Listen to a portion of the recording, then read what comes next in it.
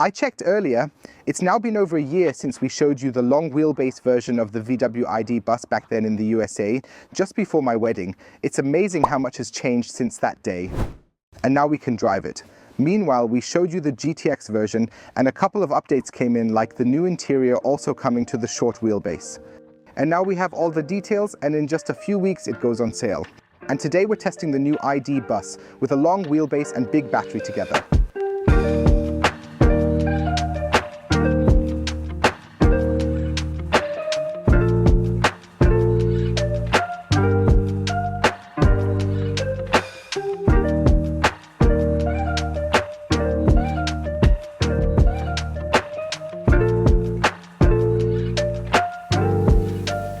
And with that, hey and welcome to this new video here at Carjonas, and welcome to the first impression of the VW ID.Buzz Pro. So now the model with the 86 kilowatt battery is called this if you have the new rear motor. Additionally, there's also a 79 kilowatt variant in the short wheelbase and the GTX models in both available variants. It comes with 79 in the small and 86 in the large kilowatt. And today we're checking what the battery can do at the charging station. Because Volkswagen itself states that you can go from 10 to 80% in just 26 minutes thanks to 200 kilowatt peak power. Promising. Let's check together what it's all about. And we also look at how efficient the new rear motor, which we know from the ID.7, ID.4, ID.5, and almost all derivatives by now, is in the largest model here. I deliberately left out the ID.Buzz GTX. We'll have it brought in as a test vehicle later. Would have been too stressful to show both today, so I'll show you this one in detail instead. But if you don't want to miss that, then feel free to subscribe to the channel for free now, because then you'll be notified when you click the bell when we have the car in the GTX variant. And now, let's take a look at this in this nice yellow. It starts at 62,719 euros for the long wheelbase, which is only around 2,000 euros more expensive than the short wheelbase with the new 79 kilowatt battery and the same rear motor. I find the price difference almost a bit small. Feel free to write in the comments what you think about it. New is now an optional glass panoramic roof, but it's available for both versions and it can also be dimmed inside. And it's the same size for both, so the interior of the spherical wheel is the same. The short curbstone gets a bit lighter. Still, you can see the choice of materials quite well in many places, and the new display, we'll take a closer look at that later. The hard plastic content is really high, and no matter where you touch, it feels like a van lacks sophistication. In the second row, you have a pretty good entry thanks to the new large door, and you get a very versatile rear seat bench. No, you can't remove it like before in the multivent, only the third row of seats allows that. But even here, you can still operate these systems easily, and there are always ISOFIX mounts on the outer seats, ensuring added safety. I personally find that very practical. And then there is the special feature, the window in the sliding door, because the larger sliding door not only makes it more comfortable to get in, no, it also allows you to integrate the window now. This comes as standard in the long wheelbase version. Otherwise, you don't really notice the size difference because the wheelbase has been extended, and as a result, the trunk is nearly identical and the trunk lid and all the attached parts look exactly the same. This means with all rows folded up, you have 306 liters in both variants. Only when you fold down the third row of seats you get 1340 liters, giving you about 200 liters more for the long wheelbase. And at the trunk, we'll quickly talk about today's video sponsor, which is Energy Kick. And where could it possibly fit better? Right here in an absolutely perfect Volkswagen box. Just place it in there with all the adapters and always have it with you, because this convenient board here allows you to store things inside neatly and securely. And what's better than a charging solution on holiday than with a bus? And being able to charge everywhere, I find that super practical, whether it's a CE1632 socket or at a campsite, where you'll probably see it more often in the future. Or use it at home as a wall box replacement. And as if that's not enough, you can charge with PV. You can monitor your fleet's usage through work. So for example, you have a company car, want to charge it at home and bill it through work. That's also possible, and you can use the Energy Kick as an AC charging cable, so you can leave your normal charging cable at home and be on the go. I find that super practical, and even though I couldn't show it to you directly due to time constraints, I think there's no car it fits better than a van. And that's why there's also a 5% discount on the Energy Kick below the video. It's currently price reduced, so you can basically save twice. Do like I do, get the 10-meter cable version, so you'll always have the longest cable version and won't need to look for a charging station to plug in. Super practical. So thanks to Energy Kick for supporting this video. And with that pressure, the light was just red. Just step hard on the gas pedal and accelerate from 60. It really kicks into high gear. So these 286 horsepower or 210 kilowatts really benefit the car, making it much more fun and enjoyable to drive around in every situation. I mentioned before that I found the 204 HP to be completely sufficient for the bus because you plug it in and feel like you're driving very comfortably. You don't want to rush to get somewhere too quickly, but intriguingly, having more power, of course, is indeed quite nice. And knowing that this is now always the motor you get when you choose the big or previously 79 kilowatt hour battery. I think it's really good. The car drives well. Here, the DCC chassis offers comfort and versatility. This system adapts to various conditions, enhancing safety and driving pleasure by dynamically adjusting the suspension. I could tell back then because we had the ID.Buzz for the family test recently, the shorter model. We've shown you. If you haven't seen the video, I'll link it up there. We compared all the family-friendly electric cars that are out there and are really worth comparing. And in that context, I thought without this particular DCC chassis, it does make a significant difference with the car. That feels a bit clunkier. This one here, in my opinion, is more solid. And that's exactly why I think it's really good that the test car has it right here. The GTX version is equipped with the sport suspension and also includes the all-wheel drive with 340 horsepower. I didn't find it very appealing for testing today. I wanted to try out how the new rear-wheel drive handles instead, since I believe that is the more realistic option given the circumstances. However, feel free to comment below which car you find more interesting and why you believe it stands out. The most significant difference should be observed on the highway, especially with the new and enhanced rear motor system. I used to be driving the short wheelbase version with the older 150 kilo rear engine that was very reliable. And I was driving 120 km/h and had an average consumption of almost 30 kilowatt hours. So I thought today, hey, the car is now unlocked to 160 km/h, so it can drive a bit faster. Why not give it a try and observe how the vehicle handles maintaining a speed of 130? Then you have a bit more buffer, so it should be doable. So I was driving a long distance at 130 kilometers per hour and was quite surprised when the vehicle then surprisingly indicated 28 kilowatt per 100 kilometers as the average consumption rate for the journey. And that's a really, really strong value when you consider that we're using considerably less fuel while driving significantly faster. And if you've seen the average speed, then that's a trip that occurred without construction sites or anything like that. Not like the route back then, because there were 1 or 2 construction sites, which of course always increased the consumption a bit. I don't want to claim that a consumption of 28 kilowatts at a speed of 130 km/h is always completely or entirely reasonable under every circumstance. But I have to say, for the size of the vehicle, in my opinion, it's actually okay. And I'm genuinely excited to hear what you think about this, honestly. So please leave a comment. At 130 km/h, the car really holds the road well. Yes, you can hear some wind noise, especially around the A-pillar, but you hardly hear any tire noise.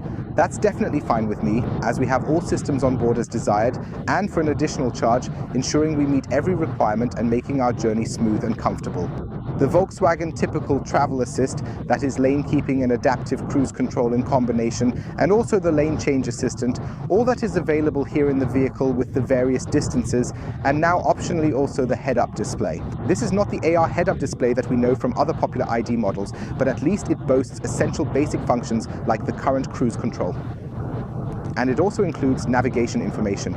All other information can be found on the driver info display, which I can scroll through using the arrow buttons on the right side here on the steering wheel. The logic here on the steering wheel was also changed and is now a bit more intuitive. A short adjustment period and you'll surely get the hang of it with more time and practice. The display, as mentioned earlier, is not driver oriented. Since I always sit a bit further forward in the bus to have a good seating position, I personally find it almost too straight indeed for my liking.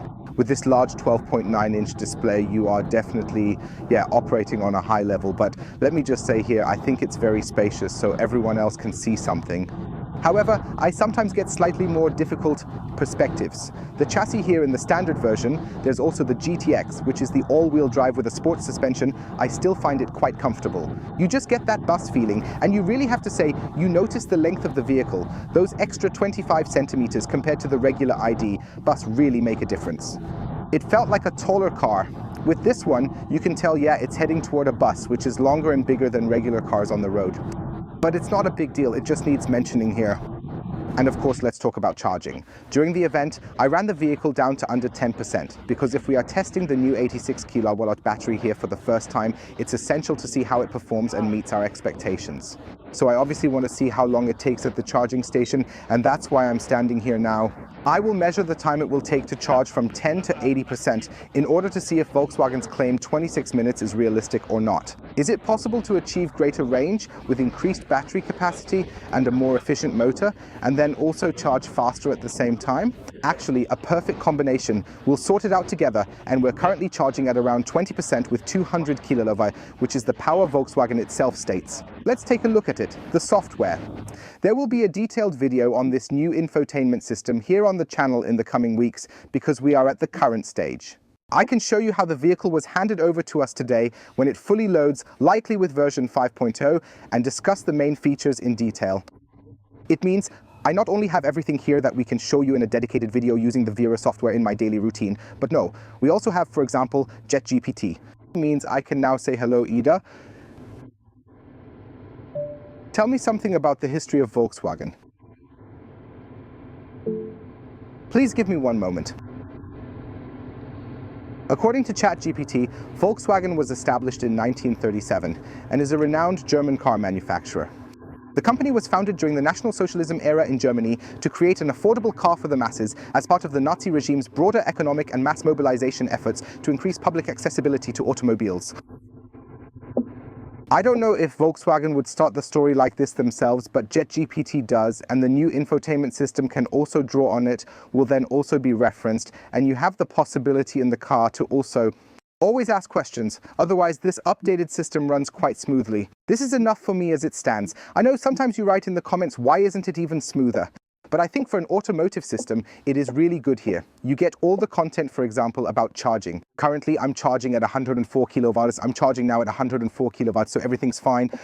I have the option to choose different charging locations, and then I also have intelligent route planning. Here now at my lunch spot. But I can also from here, near Hanover, then please carefully navigate towards the picturesque and charming Austrian city of Vienna to show you a much longer and scenic route. So once to Austria, here a stretch across Europe, it loads briefly and I immediately have the route including charging stops. And show me a system that calculates it so quickly and also so cleverly, because I arrive here at 5% and again at 5%, and because I entered here that I want to arrive with about 10% or so to ensure a margin.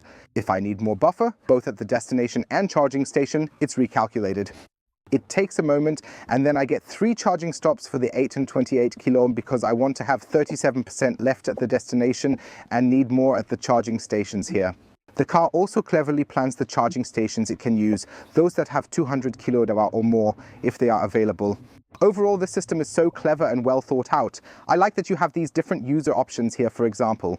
In the shop, you can effortlessly download additional apps like Spotify or even the most recent games app. This enables even more infotainment possibilities to be utilized here in the car. And yes, a major point of criticism, and I totally agree with you, is if you already have at least 12.9 inches in the vehicle, in the ID.7, even over 15 inches, why can't they manage to do multimedia streaming on it? That I can watch YouTube, Netflix, and the like here.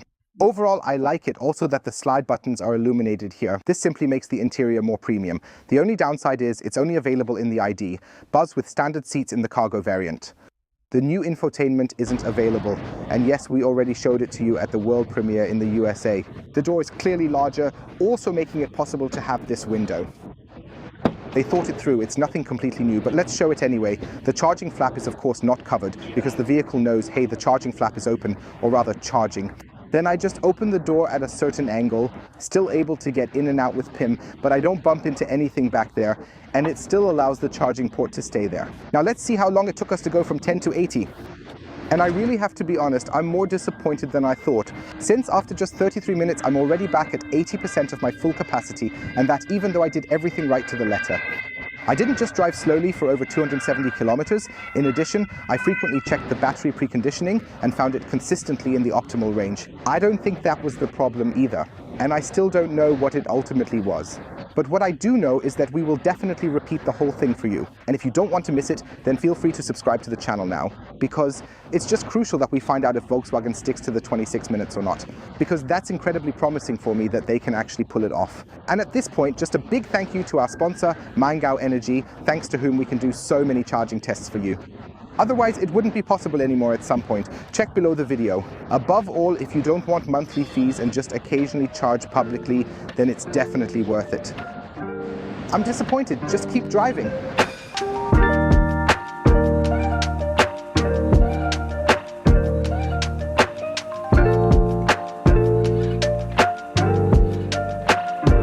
The final, absolutely thorough and meticulously detailed conclusion straight from the car, just before I have to return it.